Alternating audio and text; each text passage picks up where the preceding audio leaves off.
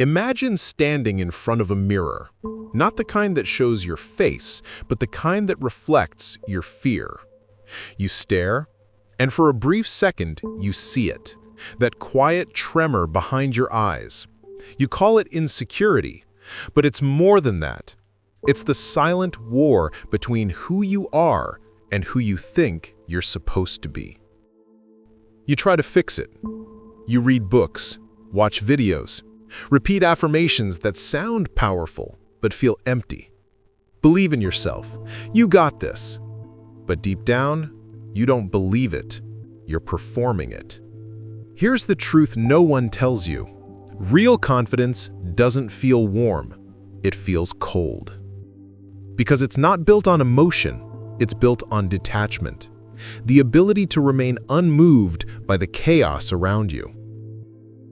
You've been told confidence means self-love, but what if it means self-mastery?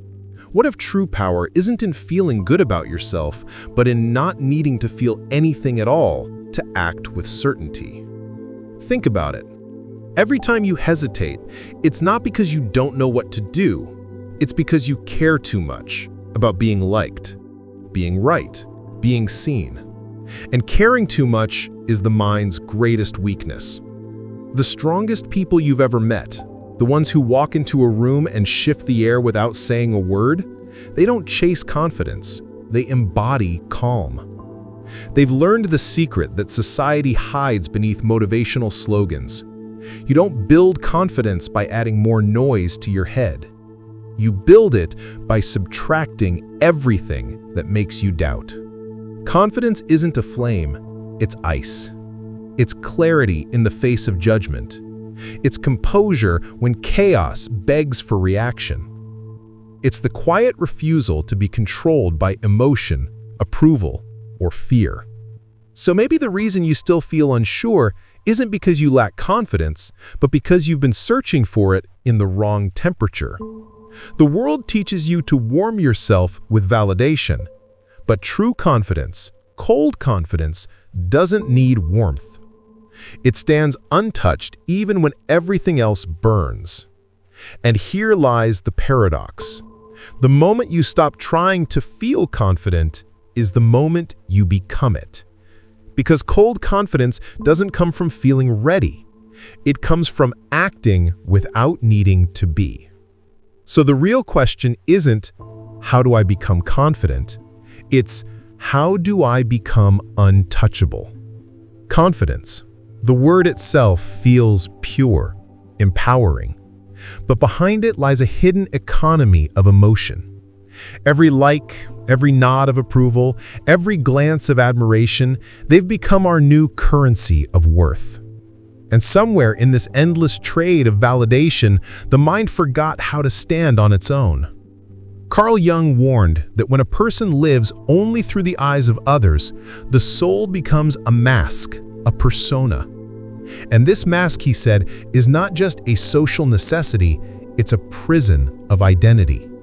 You start performing yourself, smiling not because you feel joy, but because you owe it to the image you've created.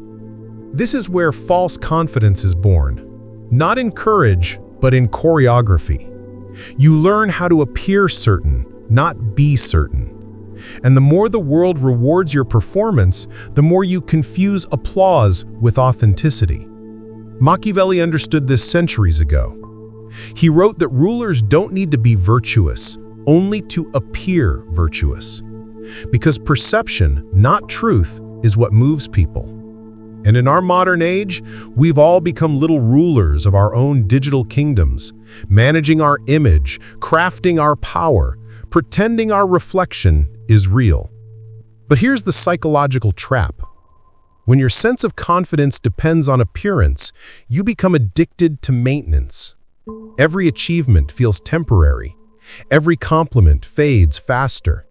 You need a new one, more louder, brighter, just to feel alive again.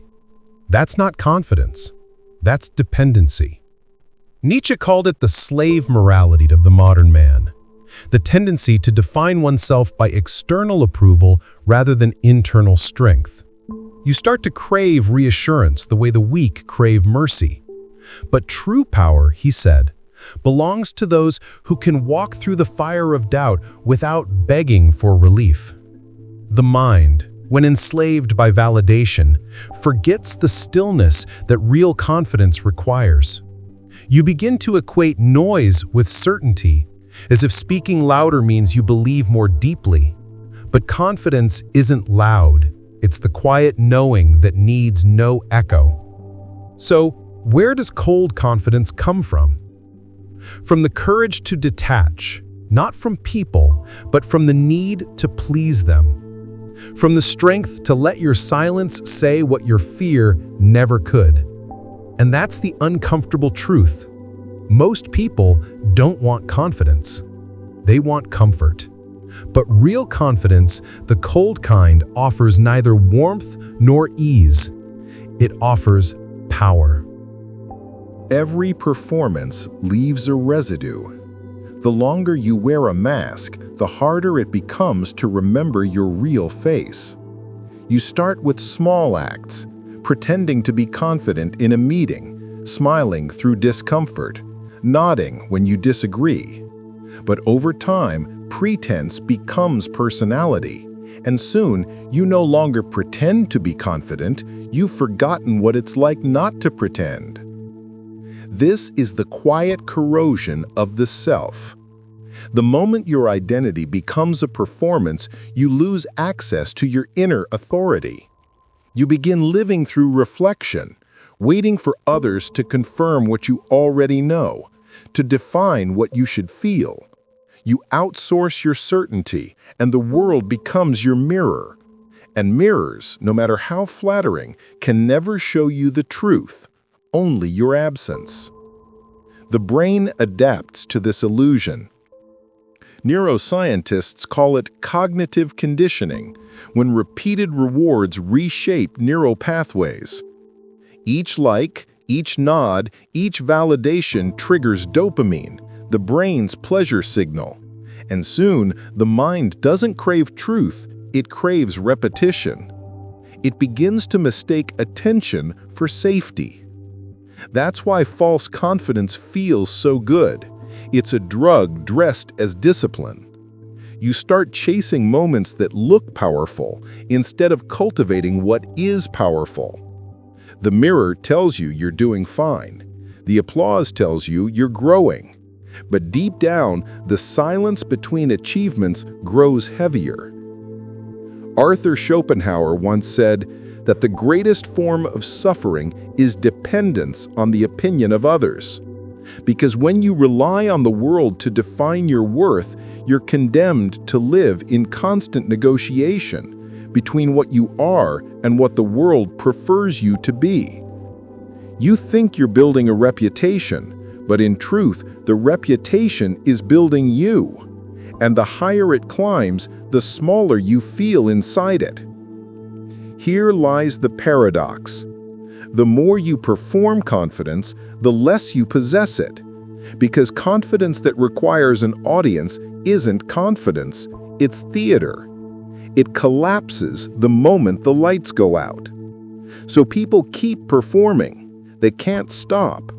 The mask becomes survival. They mistake fear of exposure for humility and exhaustion for purpose.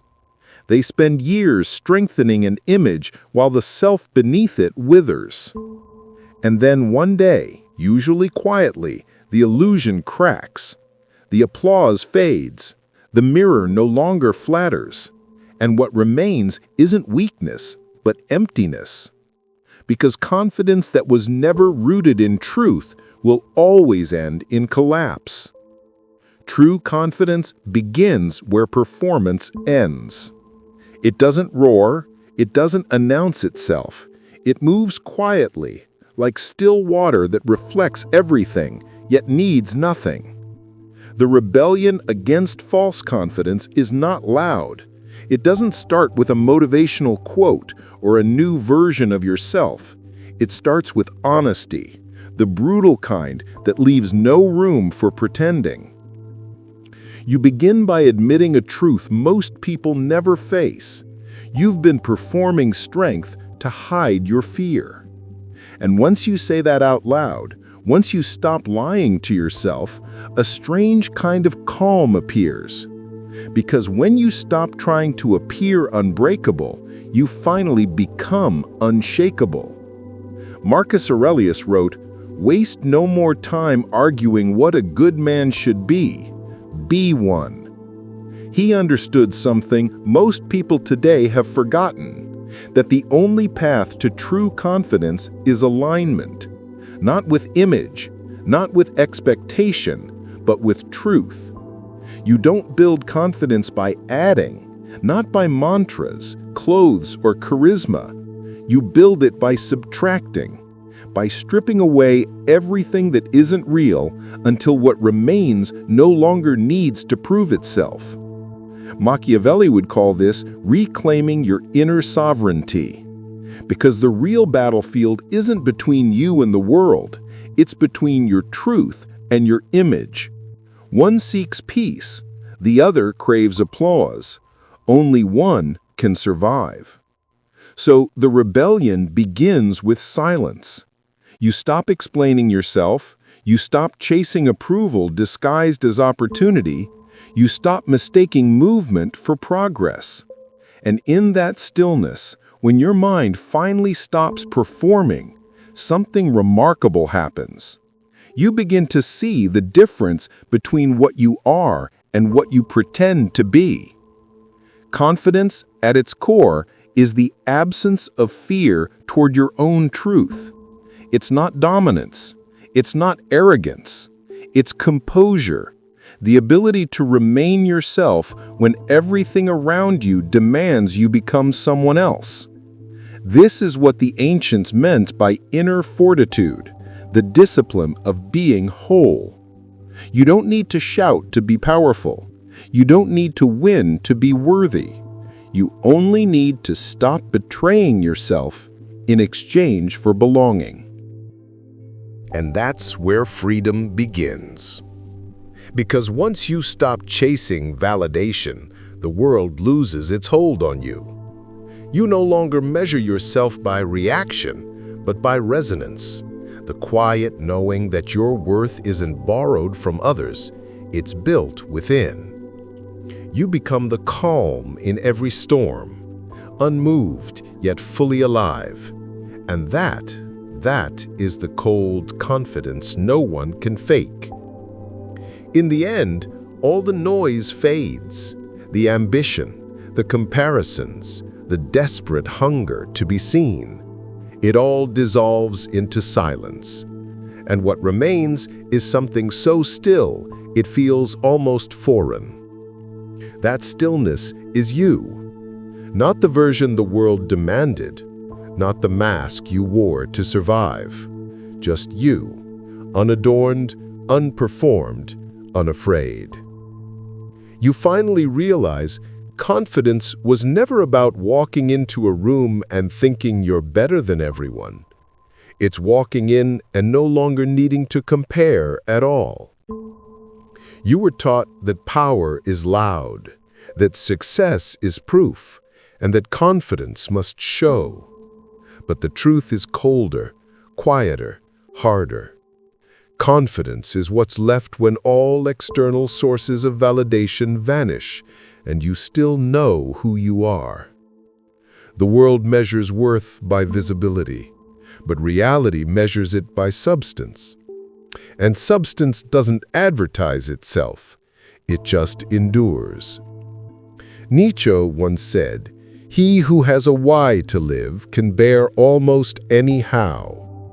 The reason most people crumble is not because life is too heavy, but because they have no why beyond appearances. Their sense of self depends on an audience, and an audience is never loyal. You think you want confidence, but what you truly crave is peace. And peace only comes when you stop negotiating your worth. Confidence without peace is just ego in disguise, a brittle mask that cracks under silence. But peace is what remains when there's nothing left to prove. Look around. Everyone is running toward the illusion of certainty, followers, fame, validation. They don't realize that the faster they run, the more hollow they become. Because true confidence isn't found in movement, it's found in stillness. You cannot chase what you already are. You can only remember it. And that's the secret no one wants to hear. You don't need to become more, you need to be less. Less distracted, less reactive, less dependent on being seen. Confidence is not a performance, it's a presence. It's what happens when your inner voice becomes louder than the world's applause. So you stop chasing, you stop proving, you stop explaining. And you stand there, calm, grounded, whole. The storm still rages outside, but it no longer touches you, because you've found what the world can't give and therefore can't take away. That's the final truth. Confidence isn't built, it's remembered. It was always there, waiting for you to go quiet enough to hear it.